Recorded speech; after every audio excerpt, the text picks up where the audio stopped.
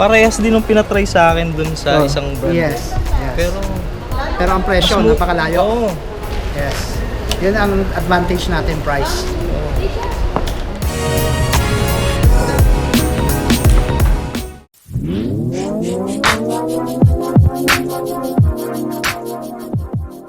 Okay, this is a new model to instead of the X1 E. Yes, many design have been changed. The frame have been changed. The frame, the tube will be more stronger. We designed the frame, and also this frame is very popular.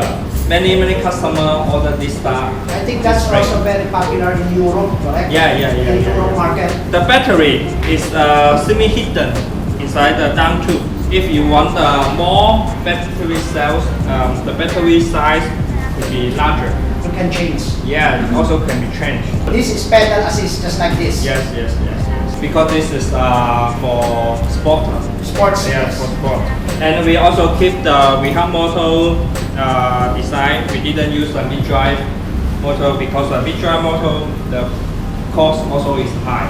Introduction the major electric part. The major inner part, this is the battery. We could use the key to also move out this battery. Here have the line, have the different color to show the battery is full or empty. The blue one is full, the green one is half of full, and the red one is empty. Yeah.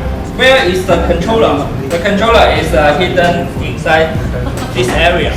Also the controller is similar like this. The controller is the brain of the e-bike. Yes. The hub motor is the engine of the bike. Yeah, the engine. And the battery is to give power to the bike. Yes. Okay.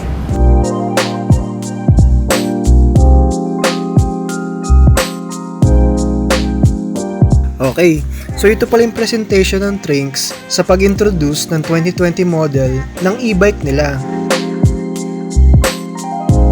Alloy naman yung frame at bago na yung design nito.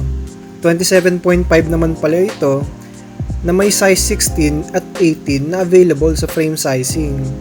Yung battery naman niya ay lithium na 36 volts na may range na between 55 to 90 kilometers sa isang charge.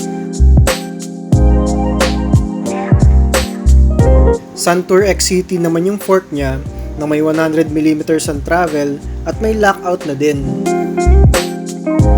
Alloy na din yung rims niya at kenda naman yung tires na 27.5 by 2.1 ang lapad.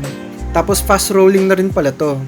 Sa drivetrain naman, naka Shimano Altus na to na 8-speed. At yung cassette naman ay 13 to 32T yung range niya. At naka pro wheel na rin pala to na 1x yung crank. At naka 38T yung chainring. Sa cockpit naman, alloy na yung stem at yung handlebars. Yung shifter naman niya ay 8-speed Shimano na. So ito naman yung LCD display ng bike. So dito mo malalaman yung speed mo, yung distance traveled, yung mode mo or kung anong gear ka na, pati yung battery life mo. Naka-mechanical disc brakes pala to, na may safety feature na power cut-off sa rear motor niya pag pipreno ka. Yung rear hub motor naman niya ay Sofo ang brand na 36 volts at 250 watts siya. At may cadence sensor na rin pala to. So sa price naman, wala pang eksaktong number na binibigay si Trinx. Pero magre-range lang daw yung price nito kagaya ng Trinx X1 E. So nagustuhan mo ba yung video? Like mo naman! And comment down below kung ano pang Trinx bikes ang gusto mong i-bike check natin. And subscribe and click the bell button para kasali ka na sa bell notification squad ko. That's all mga kapadyak. Till next time.